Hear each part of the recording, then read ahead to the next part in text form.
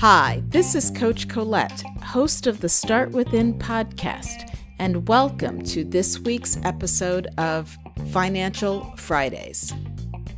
Well, you know that I aim to find topics that are of interest and also that are beneficial for your well-being. So, did you know that today is National Solitude Day? Yes, I know it's a bit ironic given the fact that we are living through a pandemic.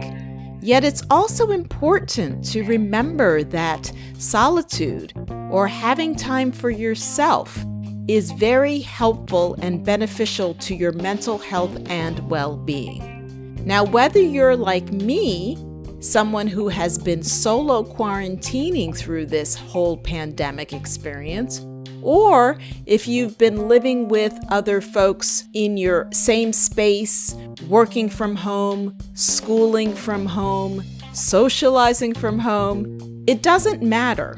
We all benefit from finding time for quiet reflection and thought. Solitude allows you to reorganize your thoughts. It allows you to reflect on your day or to reflect on past experiences and think about what are the things that you are grateful for, what are you hopeful for, what are you excited about. It also allows you to think more deeply, and deep thinking allows you to make even better decisions. Now, I know it can be challenging to find time for solitude, again, particularly if you are in a space with other people. So, how can you create that space and create that time for solitude? Where can you find that alone space? Where can you find that safe space to ground, get quiet, and reflect? And if you're like me, who spends nearly 100% of the time alone, how comfortable are you with being alone?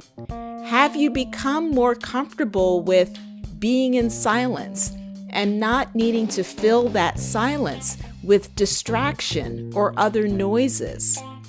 This is definitely something that has been personal for me this year.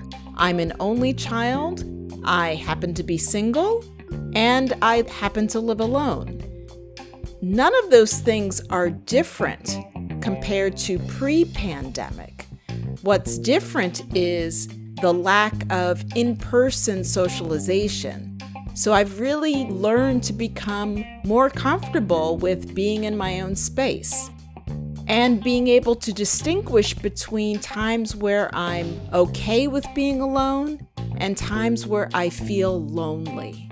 And again, regardless of your living situation, it's important to think about that because it's a myth that you can only feel lonely when you're alone.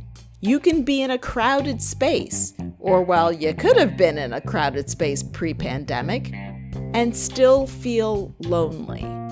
So, I encourage you on this National Day of Solitude to explore what is your relationship with being alone? What is your relationship with silence?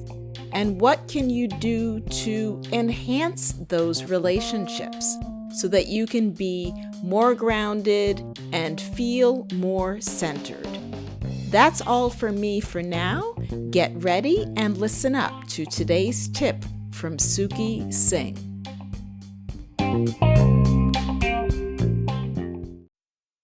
Hello everyone, this is Suki Singh, aka Investing of the Investing Podcast with your weekly Financial Friday tip. In derivatives, there's something called a call option. A call option is a way to purchase the stock at a specific price. If you purchase a call option, you are betting that the option, meaning the stock price, would go up in value after a specific amount of time. So if you buy, say, the June call option, you are saying that by June you expect the stock price to move higher. It is important to learn about derivatives so you can diversify your portfolio.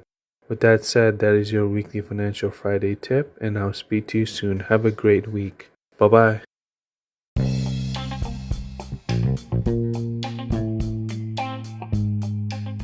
Hey, it's Coach Colette.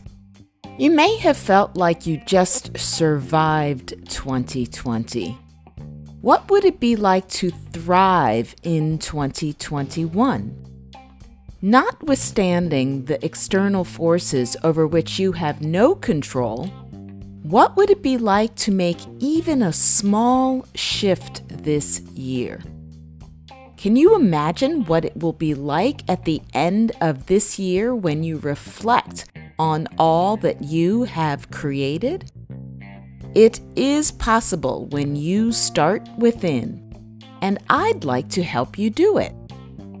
You can visit my website, startwithincoaching.com, and at the top, click Start Here to schedule your complimentary activation call. We can talk about what's going on in your life right now and where you'd like to be. So go to startwithincoaching.com, click Start Here, and let's start your journey within. Hey, I'm back with this week's Unplugged segment. I know it's been a tough week for many of us. We've just had another incidence of violence in Colorado this past week, and we are still in the midst of everything that's going on with the pandemic and increasing cases. I've also been wrestling with my own personal, professional, disappointing news this week, and I know the universe doesn't give me these experiences just for the podcast, but sometimes I think it is a reminder, even for myself, that I am human. And the irony is that these past 2 Fridays, I've facilitated a workshop called Mindfulness, Motivation, and Managing Stress. And in this past week, I have found myself needing to really come back to some of the points that I have talked about in those workshops. And I've been looking at the 7 attitudes of mindfulness and really thinking about how is it that I can get back to a more grounded and also hopeful state of mind. So when I take a look at the 7 attitudes of mindfulness, and I come to one that I guess that I am working through again right now is non-striving, which is the intention to be who you are and where you are right now. It's also the intention to pay attention to whatever is happening in the moment and not aiming for the moment to be different. And so, of course, when we get disappointing news, there is that intention to think it could be better or it should be better or why did this happen to me? And in this case, I've also been wrestling with thoughts of, did I do everything that I could do to create a different outcome? And I've had to really think about, this is where I am right now. This is the outcome that has happened. I cannot change that outcome. And so how is it that I can be more present to what's happening in my moment without trying to change it?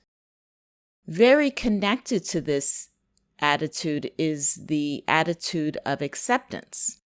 Seeing things as they are in the present moment and setting the intention to accept these things without trying to change them. So non-striving is about me not trying to be someone else, and acceptance is about me not trying to make the moment be something else.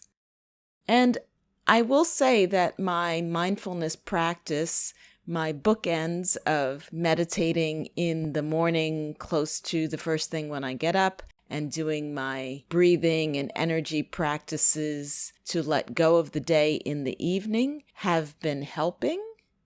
And yet, I'm still disappointed. Mindfulness doesn't necessarily change what's happened. It's just giving me space to be with it and be present to it. Another attitude is patience, accepting that things unfold in their own time, and setting the intention to be patient with yourself when you get agitated or frightened, and accept that it's just the current state of mind. And, well, I'm a native New Yorker, so, I love things to happen in a New York minute. So I have been working with patience probably all of my life. And the intention to be patient with myself is definitely something that I am continuing to work on, to know that, yes, I will get frustrated. Yes, I will get disappointed. Yes, I will get angry. And accepting that that is a current state of mind in that moment, and also knowing that that moment will pass. And then one of the final aspects or attitudes of mindfulness that I'll talk about that I am working through is letting go. The intention to let your experience be what it is, and the intention to let things be without grasping, holding on, or pushing away. So that aspect of letting go of what happened, letting go of the outcome that I did not want, letting go of holding on to the desire for a different outcome, and also not pushing away, right? Not pushing away my frustration, not pushing away my disappointment. And again, connected to the other attitudes, allowing me to be in this space where I am and still knowing that this too will pass and know that I will get to the other side. So I thought that I would share this very transparent experience that I'm going through as a way of hopefully sharing some insights with you, hopefully maybe allowing you to have an aha moment. How is it that you move through your disappointing moments? How is it that you bounce back from challenges? How is it that you overcome setbacks? Do you have a particular practice that works for you? I'd love to hear it. You know that you can always share a message with me on the Anchor platform, or you can tweet me or reach out to me on Instagram or even TikTok. So as always, take care of yourself, love on yourself, nourish yourself, have a wonderful weekend, and we'll be speaking again soon.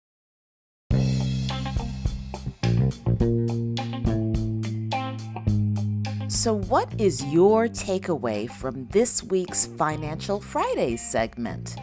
What might you do differently around your money and your mindset? For more financial advice, you can check out Suki's podcast, Invest Sing, where I also share tips on his Wellness Wednesdays segment. If you enjoyed this episode and haven't already subscribed, you can do so on Spotify, Apple Podcasts, or wherever you like to listen. You can also connect with me on Instagram at Coach_Colette for more inspiration on personal growth and wellness. Tune in next Friday for another episode and get ready to start within to finish strong.